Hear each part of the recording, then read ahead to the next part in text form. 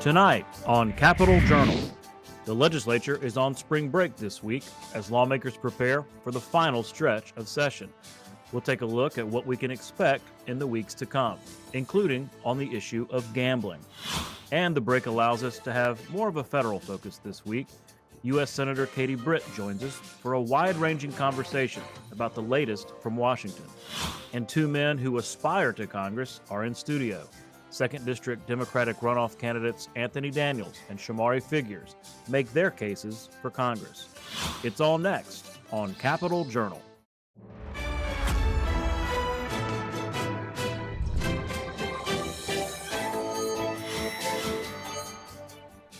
From our State House studio in Montgomery, I'm Todd Stacy. Welcome to Capitol Journal.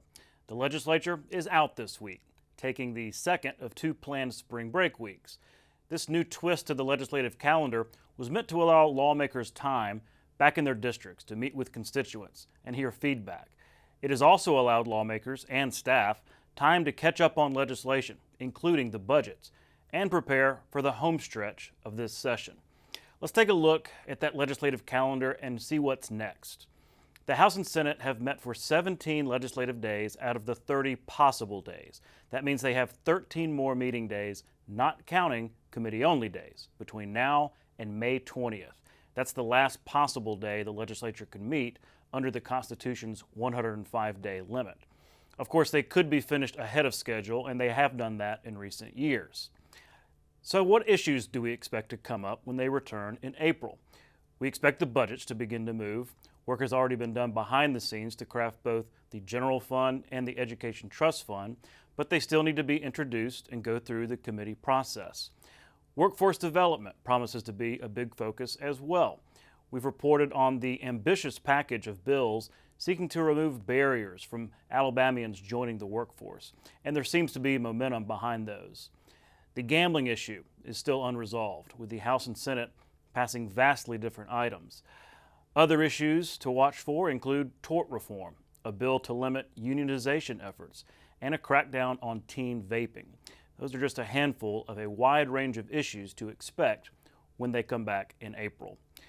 Going deeper on that issue of gambling, Capitol Journal's Jeff Sanders caught up with one state lawmaker who has a unique perspective on the issue from his district. Here's Jeff's story. It's been 25 years since Alabama voters have had the opportunity to weigh in on gambling or lottery proposals. Yet, if lawmakers from both the House and Senate can resolve disparities in their respective plans, voters may have a chance to do so this fall. I've had some conversations with those in the House. They're trying to go through a process to assess exactly what the changes are. The Senate's changes are significant. While the House bill offers a comprehensive strategy, including a lottery, sports betting, and expanded Class 3 gambling, the Senate version excludes sports betting and much of the Class 3 gambling. Instead, it allows the governor to negotiate a compact with the Porch Band of Creek Indians. We have had the Porch Band of Creek Indians here with a casino, and they're great corporate citizens here in our area, and I appreciate all that they do. But, I'm still uncertain as to what that compact would be. Representing Elmore County, Republican Representative Troy Stubbs holds a unique position with an Indian casino located in his district. Despite the potential for added revenue from a compact, he remains steadfast in his belief that it does not align with the desires of the majority of his constituents. But there are different ways for us to progress forward from a financial standpoint, and I don't know that doing that on the backs of people who would pursue gambling or potentially have addictions and other things, I don't know that that's something that we would want to pursue as a state. Nevertheless, lawmakers such as Senate Minority Leader Bobby Singleton remain optimistic about the possibility of passing some form of gambling legislation. I think that's what Alabama needs to be doing. That's the kind of vision that we need to be focusing on, looking out of that windshield instead of our rearview mirror.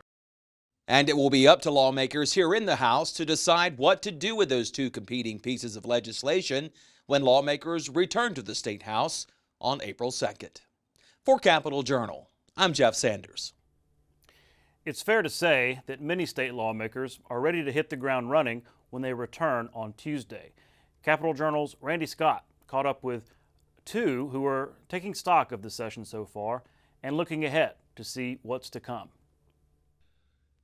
In a few days, these quiet House and Senate floors will buzz with activity. As lawmakers get ready, some give their thoughts on this regular session.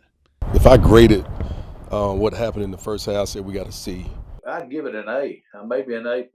Senator Steve Livingston and Representative Kenyatta Hassel know firsthand how things move in both chambers. So we saw, two bills that was not favorable to, I think it was not good for the state, was the DEI bill and also dealing with the absentee ballots. Those were the two bills that I feel like that kind of put a shadow over our first half of this session.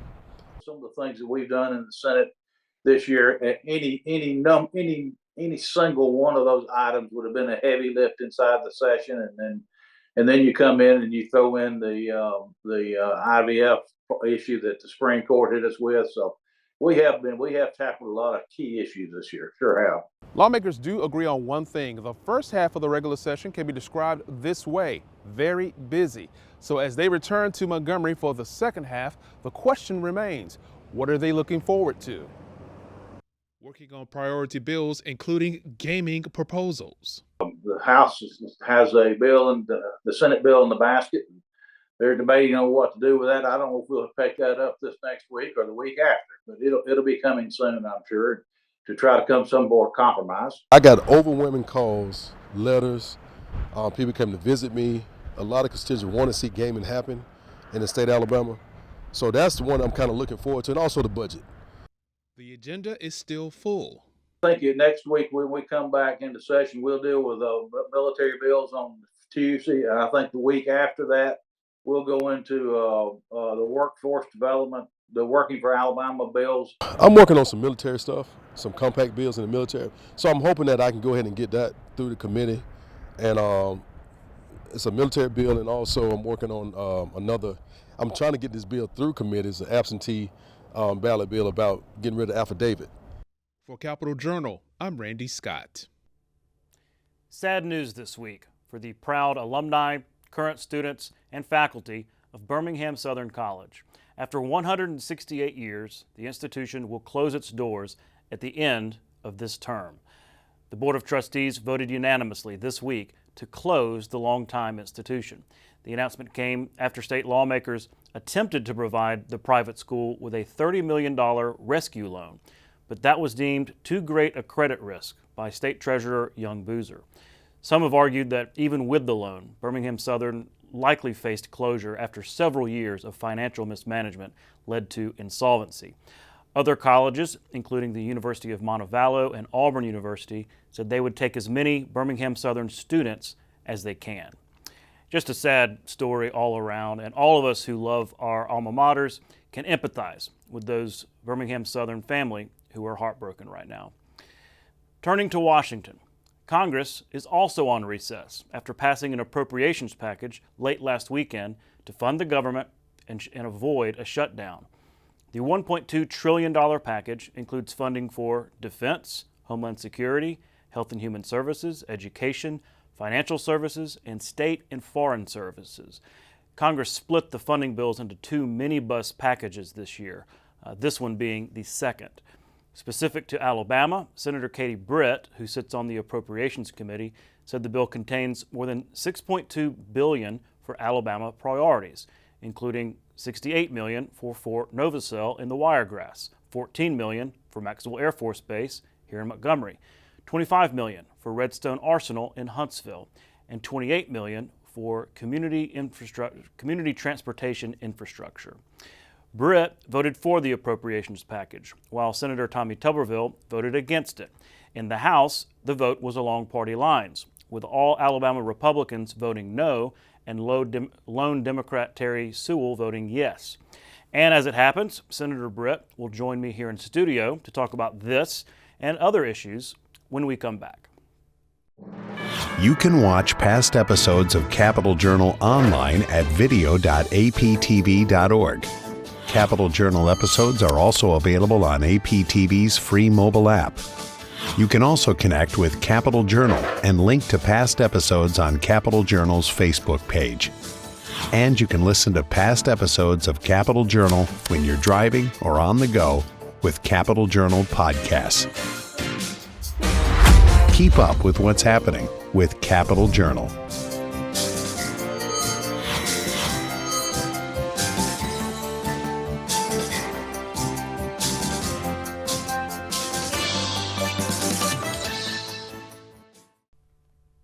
Welcome back to Capital Journal. Joining me next is U.S. Senator Katie Britt. Senator, thanks for coming on the show. Thank you so much, Todd. I appreciate the opportunity to be with you and to obviously be in front of your viewers. Yeah, well, it always is nice when it works out that the congressional recess times up with the legislative spring break because they're not here. So we really get to spend more time, talking about federal issues. Talking about what's happening, and there's a lot happening in D.C. There is. We have a lot to get to, but since you're here, I have to ask you, it's been about 3 weeks since your big moment in the national spotlight. Yes.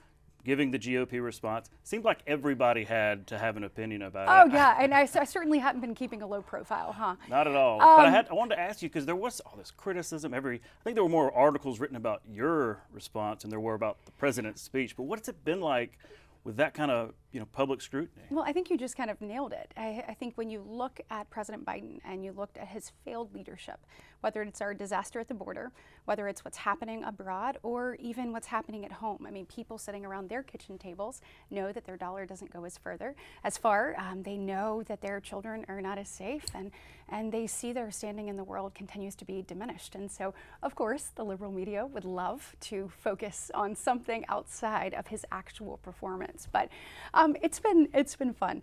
I really was so honored. I mean, just honored, humbled to be able to represent the people that I know and love. And like my dad always says, when you're over the target, you're going to take on some flack. But I'm going to keep fighting. Going to keep fighting for our values, keep fighting for Alabamians, and keep fighting for this great nation. Well, if you're going to be lampooned, Scarlett Johansson is pretty good. Isn't that the truth? I mean, I said, look, guys, this is a win. We're going to take a victory lap on this win for sure. No kidding. Well, I think you handled it well. Thank you. Let's talk about issues. Appropriations. You Yes. are an appropriator. This kind of last package of the previous fiscal year has finally passed. You put out a press release noting some big wins for Alabama, some big conservative wins. Can you talk about just kind of the top line, why it was important to get this last minibus over the hump? Absolutely, and then I want to talk about the word finally that you used, because I think the American people need to drill down on that point that you're making there. First off, when you're in the minority, and obviously we don't control the Senate or the White House, it's not going to be a perfect bill. You're not going to get everything that you want. But I think as a conservative, we got some really strong wins. Ensured that UNRWA did not get any funding, meaning that no taxpayer dollars would be going to prop up Hamas. We made sure that there would not be any mask mandates moving forward, particularly obviously on transportation throughout the United States. Made sure that the Consumer Protection Safety Commission would not ban gas stoves. Simple things like that, making sure that the Wuhan Institute will not get money. So there are a lot of good, just strong conservative wins throughout that. There are a lot of wins for the state of Alabama. When you look at our servicemen and women across the nation, and obviously here in Alabama, they got a 5.2% pay raise, so the largest in 40 years. And so our men and women in uniform are the best among us, and we certainly need to treat them like that as well. If you look at the Abrams tank and the defense portion of the bill, they got hundreds of millions of dollars to restore those there in Anniston. If you look at the Milcon VA portion that we passed in the first minibus, I was proud to have just visited Maxwell. We got $78 million to invest in Maxwell Air Force Base.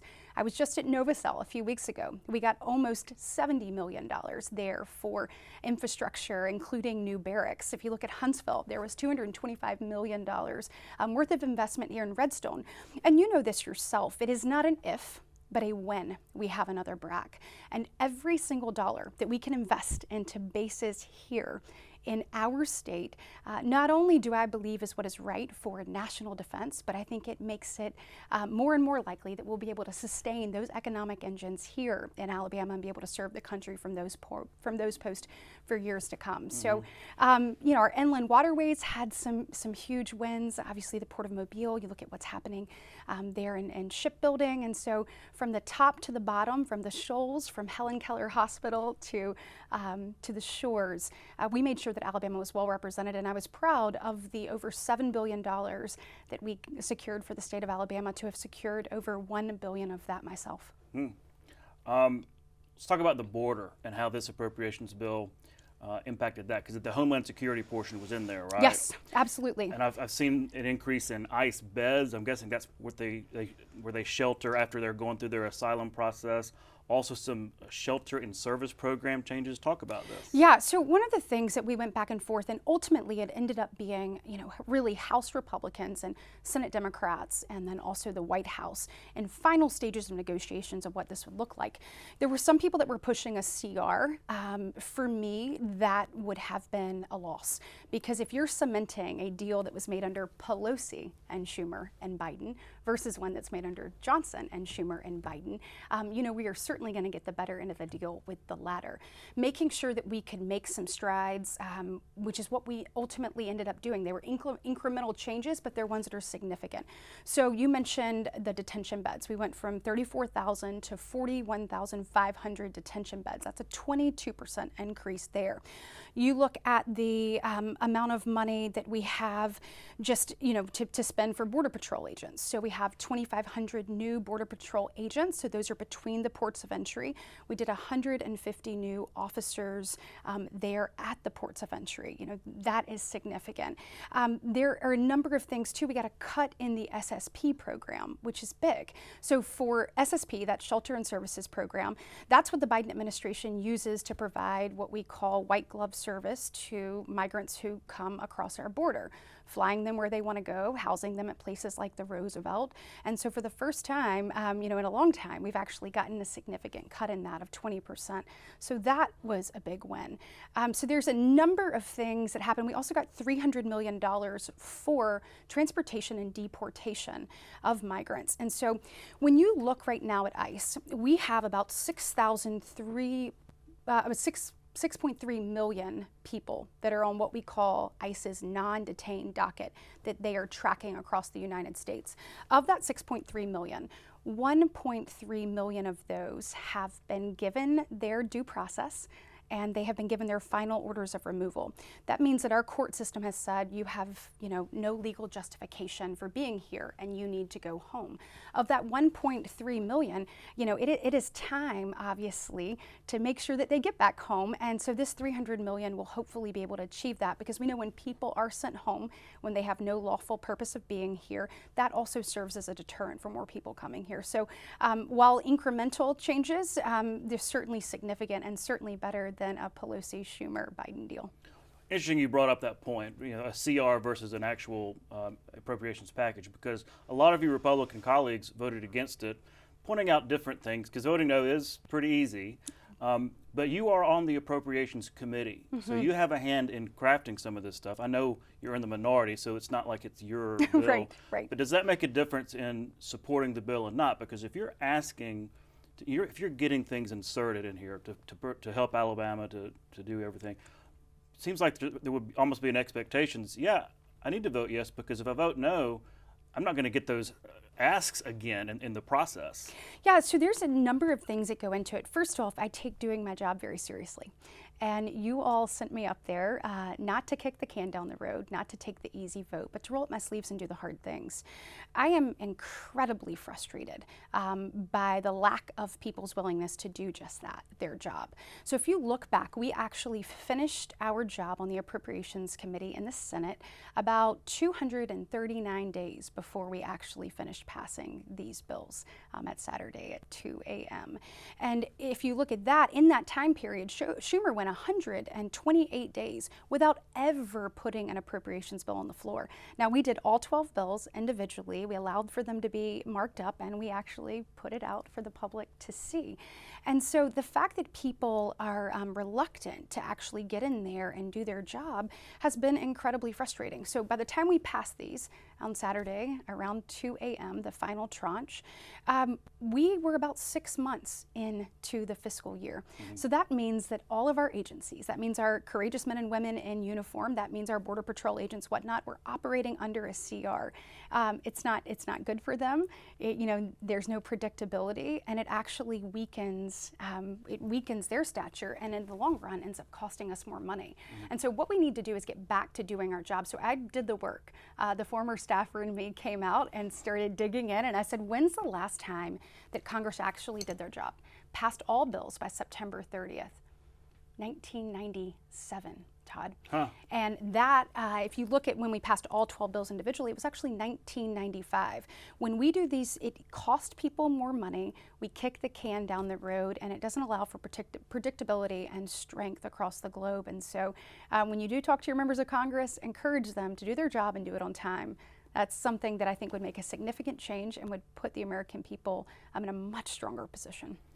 Well, look, the incentive structure has changed, right? The incentives, it used to be, oh, I'm going up to Congress to do my job, right? Whatever that is, whether it's appropriations or anything else. Now it seems like all too often it's about, well, getting that television hit or getting that fundraising email out and all that kind of stuff. And frankly, the no votes are a lot easier for that. I remember we used to call it the vote no, hope yes caucus. Like, I'm going to vote no, but I really hope this bill passes because we need to get this funding. Right, and when you come to the table, I told Alabamians that I was going to make sure that they got a seat at the table. And I've done that. And so in doing that, you're able to speak to the things that are important to the people in the state and speak to our values. And you're able to move the needle.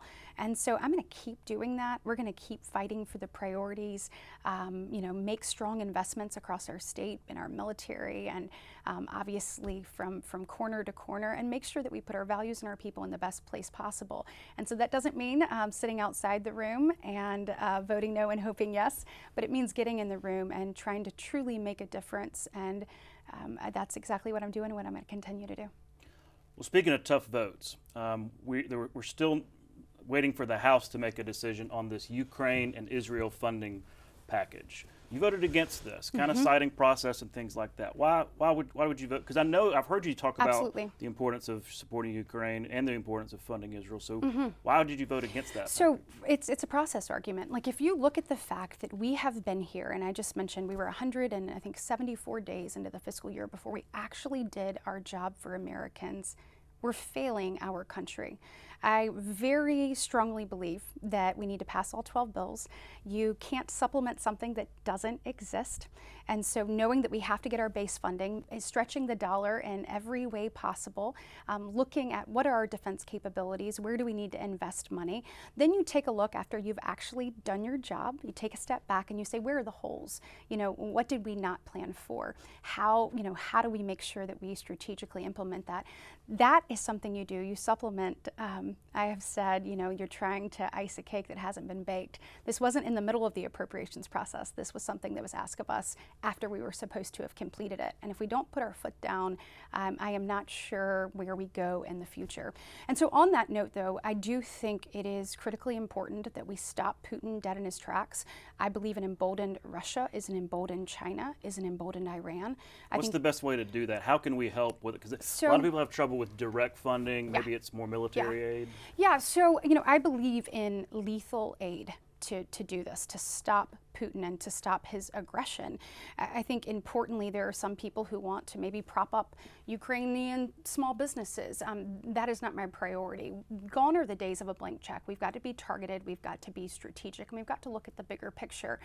So there are a couple of things. There is some movement on the House of a skinnier version of that also gets aid to Israel. I want to talk about Israel. I think that's very important that we do that as well. But there's also, President Trump has talked about possibly doing this in the form of a loan, making sure that there is some type of guarantee. I think there's a lot of movement. If you look back, that's something Senator Graham has actually tried before in previous conflicts. And I think that gives, Americans peace of mind. When you look at this, we're $34 trillion in debt. That is over $102,000 for every person in this country that would have to pay down. If you look even at, the service on our debt, the CBO came out this year, and we are going to spend more in interest than we are actually in our defense budgeting. And so It's completely and totally unacceptable. It goes back to doing our job, doing it on time, being measured. That's how we save money and we're more direct, knowing how far our dollar goes before we try to supplement that dollar, and then being strategic. And things like the loan, I'm very interested in how that plays out. I think that that could really create some momentum and get Israel what they need to defend, what she needs to defend herself. And if we look at the challenges coming in the Indo-Pacific and we look what China is doing, we should also talk about that. Well, let's talk about Israel, because that was also a part of this funding package.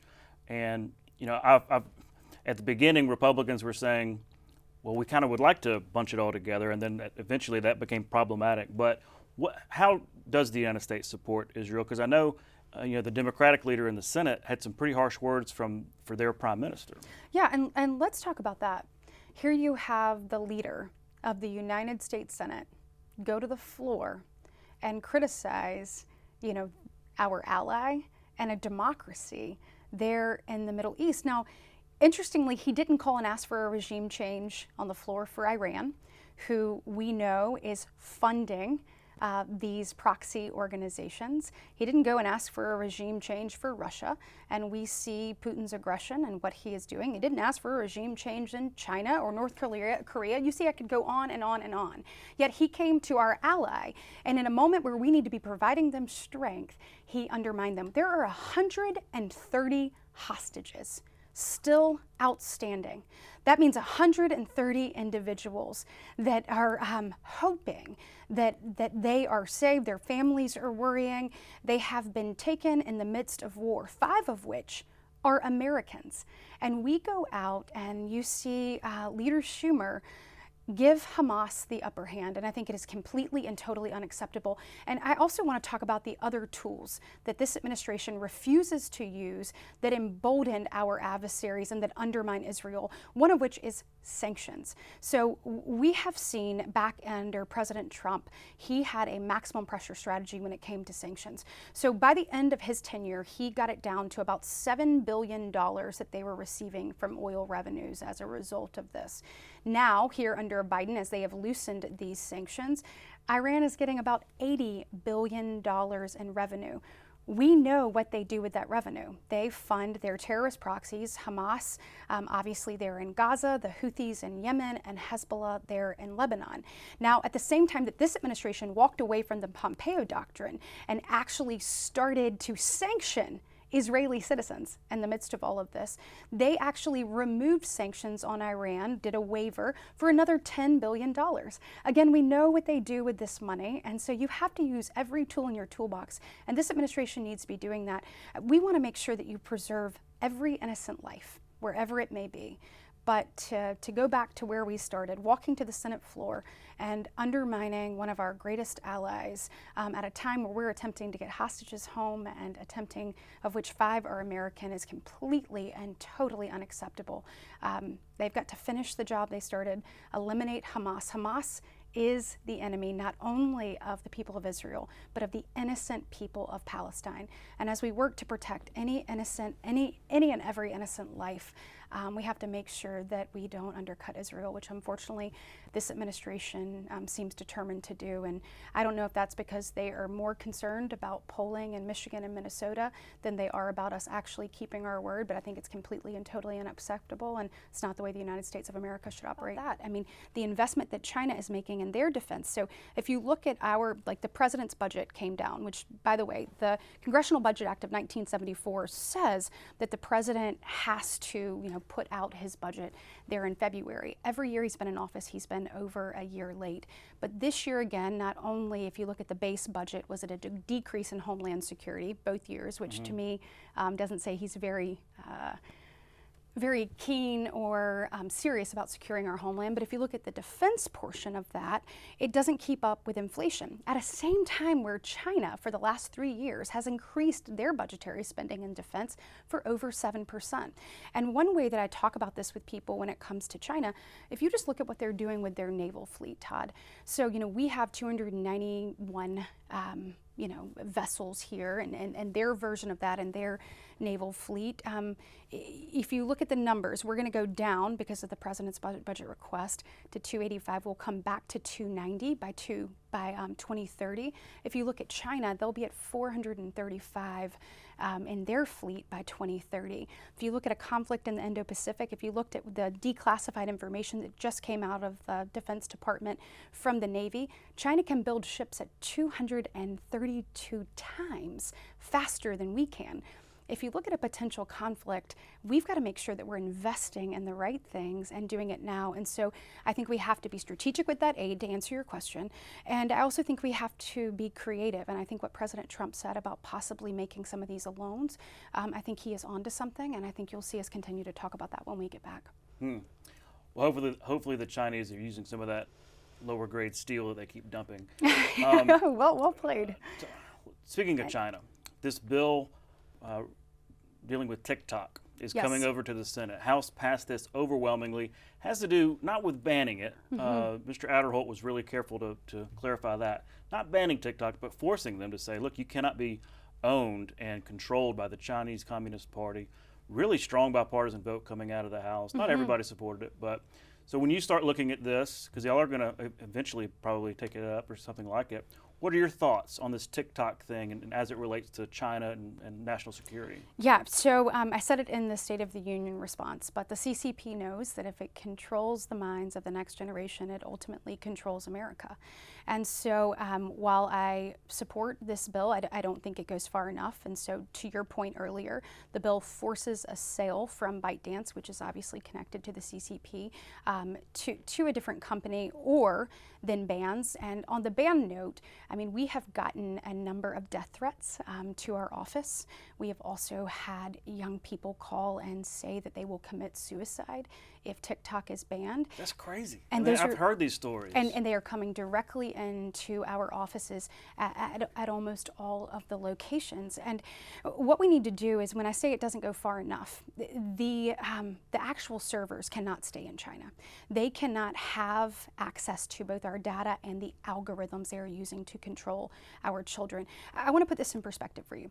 A new TikTok user, within the first 2.6 minutes of being in TikTok, has an algorithm fed to it where it talks about suicide. If you look at then in the first 8 minutes of a new TikTok user, they are approached about eating disorders. And I want you to know that our young people, our teens, spend on average 4.8 hours a day on social media apps. 4.8 hours. And I told you what happened in minutes. And we know they're not spending minutes. They are spending hours. Go look back at the data. The data says from 2011 to 2019 that the rate of depression among our young people more than doubled. That coincides perfectly with, obviously, the rise of social media. If you look at the numbers and you look back to last year, 1 in 3 high school young women said she seriously considered suicide, and 9% of our high schoolers actually attempted death by suicide. And so when you look at this, this is obviously about the security of our nation, because we know that China is our greatest geopolitical threat. We know they're our greatest adversary and economic competitor, but we also know that what they're doing in infiltrating our youth with the types of things I'm talking about. So yes, security, but it's also safety of our individuals. You know, people were up in arms, as they should have been, about the Chinese spy balloon moving across our most sensitive military installations. When you have TikTok in your home, under the current parameters, it is like a spy balloon is nested in your home. And so we have to do more and be more. I was really, one of the things I was proud of in my first year in the Senate was coming together with 2 Democrats, 2 Republicans, so Brian Schatz and Chris Murphy on the left side of the aisle, and Tom Cotton and myself on the right side of the aisle. We didn't come together as Democrats or Republicans, but we came together as 4 concerned parents that said, we have got to find a way to put up some guardrails, to have tough conversations, and put up some guardrails to protect our children and to protect their opportunity to learn and grow without that type of negativity constantly being thrust on them. So I think it will continue to be an interesting conversation, but at the end of the day, the bottom line is the CCP can't have access to both the data and also the algorithms that they're using to influence our children. It's really interesting to hear you talk about the content that is being fed to children here, because there's also allegations that if you're a child in China, your algorithm is giving you things like the importance of reading and all the great things, Yes. basically. Yes. And I don't know, how verified all that is, but I've heard enough of it to be concerned. So yes, that is a big issue going forward.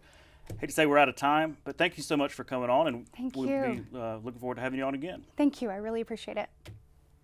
We'll be right back.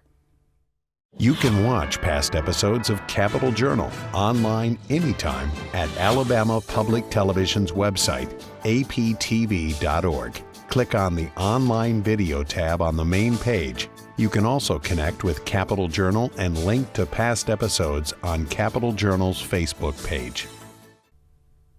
Welcome back to Capitol Journal.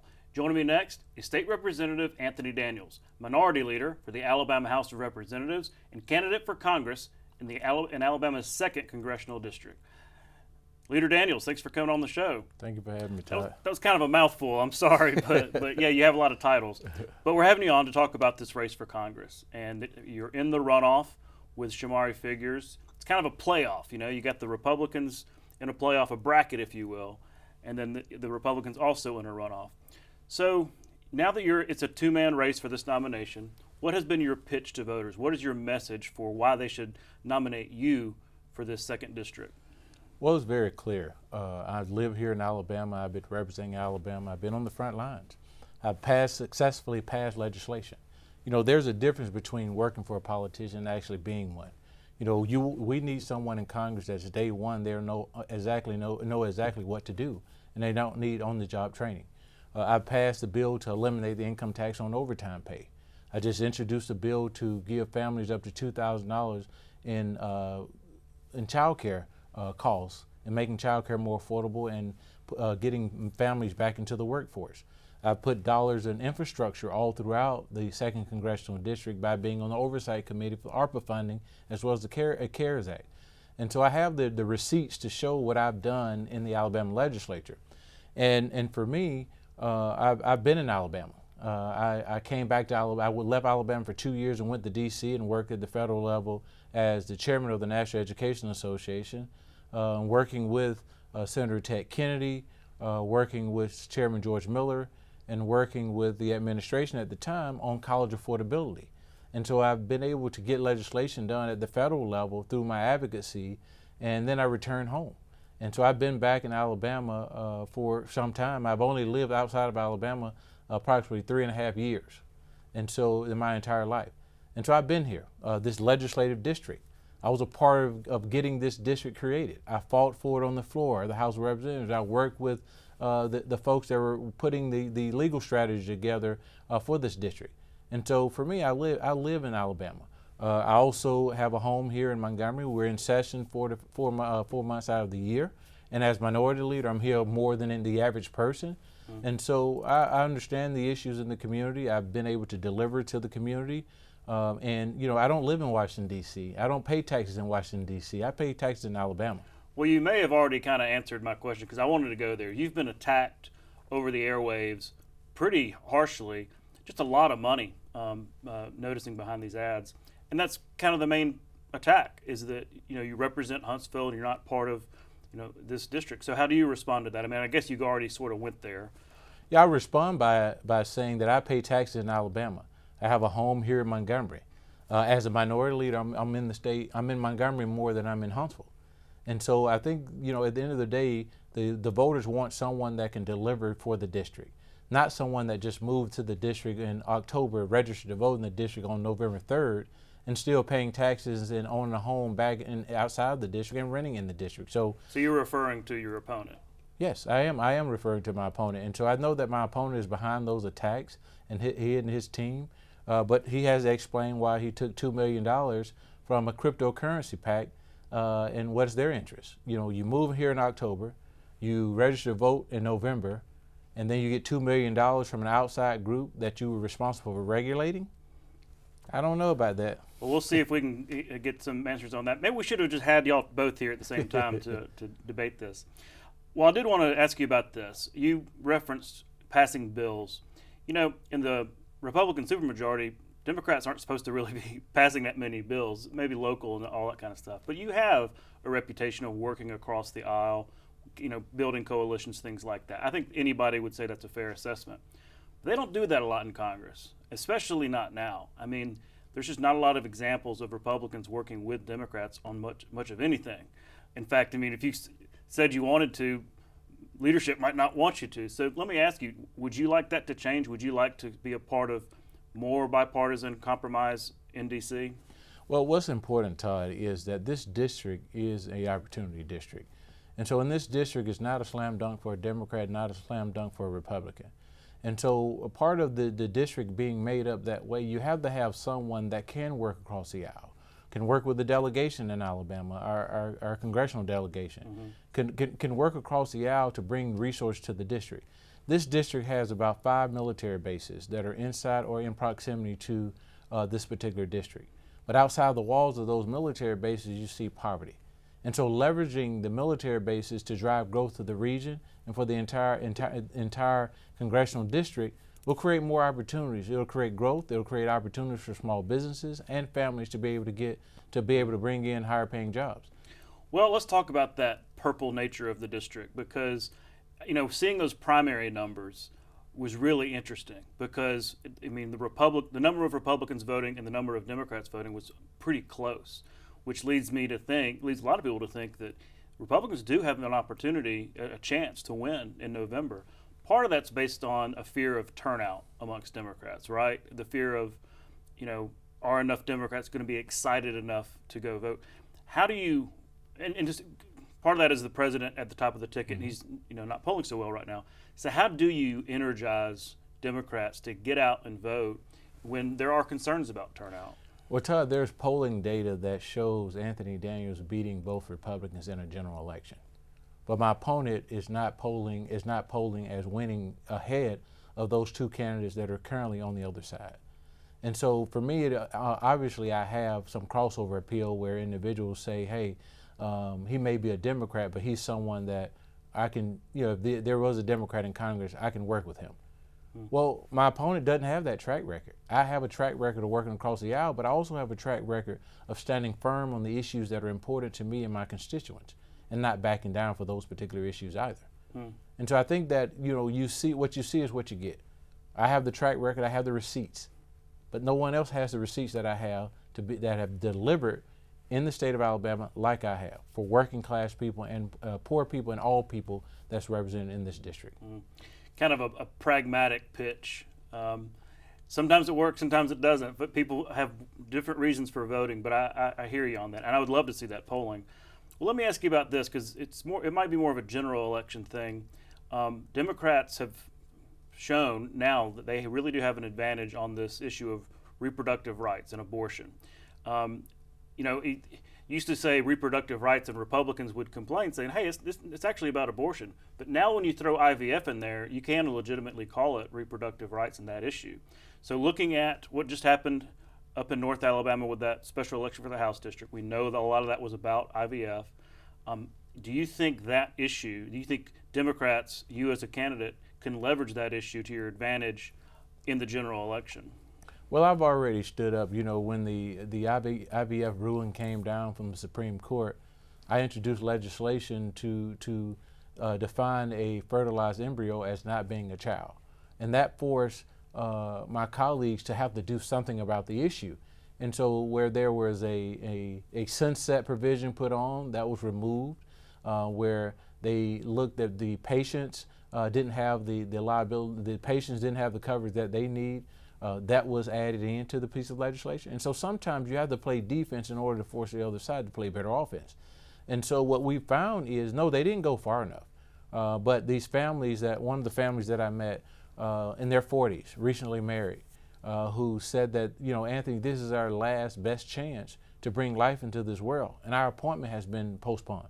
And so that forced me to really get out there and work hard to ensure that those services were resumed. And it worked. And playing the defense worked. And so we got to go further. I do think that we haven't gone far enough.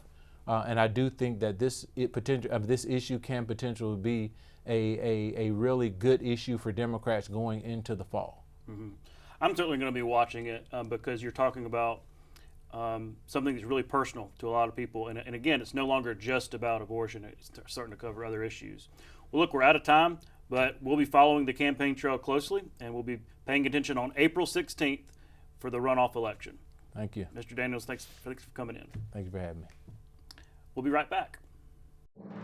You can watch past episodes of Capital Journal online at video.aptv.org. Capital Journal episodes are also available on APTV's free mobile app. You can also connect with Capital Journal and link to past episodes on Capital Journal's Facebook page. And you can listen to past episodes of Capital Journal when you're driving or on the go with Capital Journal podcasts. Welcome back to Capital Journal. Joining me next is Shamari Figures, candidate for Congress in Alabama's 2nd District. Shamari, thanks for coming on the show again. Hey, Todd, thanks for having us, man. Good to be back. As I was saying off camera, we're in the playoffs now, right? Mm-hmm. This is, or a tournament, if you will, a bracket, if you will. We're through that very crowded primary to a runoff between you and Anthony Daniels. And so maybe a little more focus, in such a crowded primary, maybe it's hard to really connect with so many people running, but now that you're in the runoff, what has been your message to voters, to Democratic voters, for why they should nominate you for this seat? Yeah, thank you, Todd. Look, I think, our messaging has been consistent throughout this campaign, in that, that we're the candidate that's best equipped to get to Washington and best position this district for success long term. Because we've been in Washington, we know how Washington works. We've had the opportunity to be blessed with the experience of working at a White House, at federal agencies, and also in Congress. And so we continue to take that message to the voters, and it continues to resonate. I mean, I think something else that's also resonating with voters in this district is the possibility, now that we're down to 2 candidates, there's a sort of stark difference in the geographical locations of the remaining candidates in the race, myself being in the district, from the district, raised in the district, and living in the district, and Mr. Daniels living in Huntsville, which is obviously not in the district, hundreds of miles away from the district. And so voters care about that because they need to know that the candidate that they're sending to Washington, D.C. is going to prioritize the cities and towns in this district and not have to worry about competing with resources going to other parts of the state. And so we continue to take that message to voters. We continue to have that conversation on doorsteps, over the phone, and pushing out as much communication and engaging with as many voters as we possibly can, and it's still resonating. Well, let me ask you about that, because that's really been the 2 sort of attacks from both of y'all. It's been really interesting, because to hear him say it, it's you that haven't been in the district because you've been in Washington, D.C., and he says, look, I've been working in Montgomery in the legislature, so he kind of accuses you of not living in the district. How do you respond to that, considering most of your career has been away in D.C.? Oh, absolutely. Look, every bit of my career has been in service to this country, in service to this nation, in the various branches of federal government, having worked in all 3. And I've taken Alabama with me in every single position that I've ever had, every single meeting that I've ever been in. I've always been motivated, inspired, and just encouraged by my upbringing in this state, being born here, raised here. In addition to having worked there, I'm here. I'm in the district. It's about commitment, and it's about dedication, and it's about showing people that you're committed and dedicated to the district, to being in the district. And so we stepped away from being a senior advisor to a cabinet official. We picked up life as we knew it, and we relocated to the district because that's what it takes, and that's what voters want to know, is that we mean enough to you for you to actually have a stake in this district and be here with us now. Unfortunately, Mr. Daniels has not done the same. He is not in the district, and yes, he has been in the state, and he's done. He says he has a place in Montgomery now. Well, I'm sure he does. My mother had a place in Montgomery for 20 years, but his life, his heart, his home are in Huntsville at the end of the day, and he represents Huntsville, and Huntsville is a fine place, and there's nothing wrong with that. But at the end of the day, it's about being committed and dedicated to the voters of this district. And there's only one way to show people that you're committed and dedicated to them, and that's being willing to actually move and live amongst them, work amongst them, and campaign amongst them while you're asking them to actually vote for you. And it's a real concern that voters have in this district, and something that is raised consistently because this is not the time that voters want a sort of transactional sort of nature of leadership, and that if you vote for me, then I'll move into your district, then I'll show you I care enough to live amongst you. They want to see that commitment beforehand, and I think the fact that we made that move and relocated and invested, in being here, that has resonated significantly with voters. Mm-hmm. Well, let's talk about, and I'm sure look, we're going to continue to see those attacks, but it's good to get y'all both on record for all that. Let's talk about if and when the general election, if you're nominated and they're Democratic nominee for this general election. I mean, you saw those primary numbers where, it was pretty evenly split between the total number of Republicans voting and the total number of Democrats voting, leading a lot of folks to believe this really could be close, especially concerning like turnout concerns on the Democratic side. Are you concerned about that? And what, if you were the nominee, what would you need to do to motivate voters to get out concerning, top of the ticket, not polling all that great? What's the ticket to getting folks out? Yeah, look, obviously we always want voter turnout to be as high as we can, and the numbers were closer than I think is ideal, but it's not, I don't think, incredibly jarring at this point, considering the fact that there was not a competitive primary at the top of the Democratic ticket, and there was a competitive primary on the presidential side of the Republican ticket, and that's a trend that you see historically. Kinda. I mean, Haley. Yeah, but still, it was Super Tuesday. Yeah, it was Super Tuesday. Trump was on the ballot. Haley was on the ballot. Yeah. It's a race that's garnered much more interest and much more attention across the country than the Democratic presidential primary side. But that being said, like, the low turnout was not a Democratic issue or a Republican issue. It was a state of Alabama issue. Voter turnout across the state was low. It was 20%, or roughly 21%, I believe.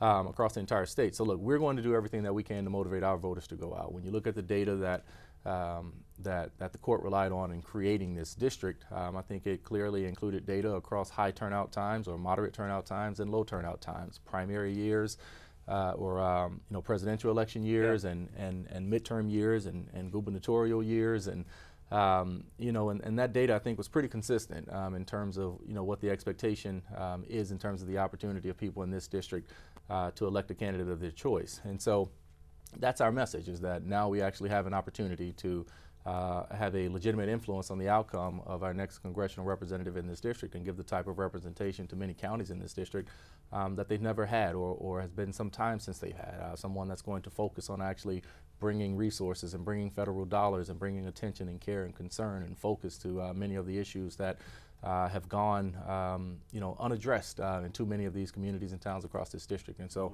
we'll continue to drive that message, and we'll continue to do everything that we can to motivate as many voters to get to the poll on April 16th and in November. Something tells me a lot of national money is going to be put towards GOTV on both sides in this competitive race. But let's talk about an issue that may really play into the general election. That's abortion/reproductive care. I say reproductive care because it's more than just abortion now when you throw the IVF thing into it. And you saw that at play at the North Alabama State House seat. Yeah.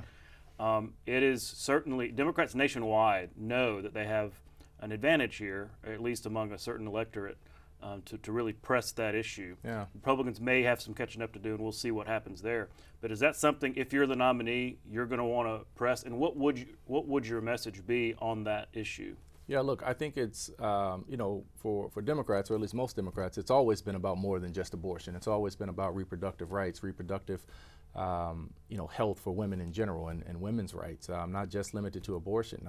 It was no surprise that, the IVF decision that came down from the Supreme Court was something that would ultimately emanate from, the laws in a post-Roe v. Wade world. So look, I think our messaging has to be strong on that point. We have to, let women know and people know just here in this district and across the state and across the country that we are the party that actually feels that women should be making the decisions about their own bodies themselves, and that men in suits in Montgomery and Washington, D.C. should not be the ones making healthcare decisions for women. I think that is an issue that resonates across party lines, it resonates across socioeconomic lines. It is just something that it is not the role of government, that we feel that it is not the role of government to be in a woman's body, period. There are no laws on the book that tell any man what to do with his body, and we should treat women the exact same. And so we will continue to push that message loud and clear. It's a message that we're proud to stand on and a principle that we're proud to run behind. And so we will continue to push that message, and I think we'll continue to see the types of results, not just in this district, but across the state and across the country, that correspond with that. Yeah, it's just interesting, and I imagine all kinds of advertising and messaging is going to take place on this in this district because it is so purple, right? There are votes to get. Because pre-Dobbs, you know, in the Roe v. Wade world, lots of states, including Alabama, Republican states, would pass all kinds of laws as it pertained to abortion and things like that, restrictions, because it was almost theoretical. They were never going to be. They're messaging bills. Well, kind of, yeah. And that's not to say that people didn't have heartfelt beliefs and all that kind of stuff, but it was easier to take that vote. It was easier to put those policies in because they were never actually going to, you know, matter. Now that Dobbs has happened, they do. And so you're starting to see the repercussions of that and how far some of these laws went. So something certainly to watch in the general election. Well, Mr. Figures, we're out of time, but good luck on the campaign trail. We will be following it closely. Well, I appreciate it, man. Thanks for having us. And we should remind voters, April 16th, that is the runoff, both the Republican and Democrat runoffs in Alabama's 2nd Congressional District. Okay, we'll be right back. The DeSoto Caverns is best known for its great onyx cathedral, some 120 feet high and larger than a football field. The limestone cave, roughly 3 million years old, has a long and fascinating history. It is home to a 2,000-year-old Native American burial site, and the oldest graffiti in a U.S. cave was a source of saltpeter for gunpowder during the Civil War and operated as a speakeasy during Prohibition. That's our show for tonight. Thanks for watching. Remember, you can always catch up with Capital Journal on YouTube. Just go to YouTube and search for Capital Journal. And subscribe while you're there so you never miss a show. For our Capital Journal team, I'm Todd Stacy. We'll see you next time.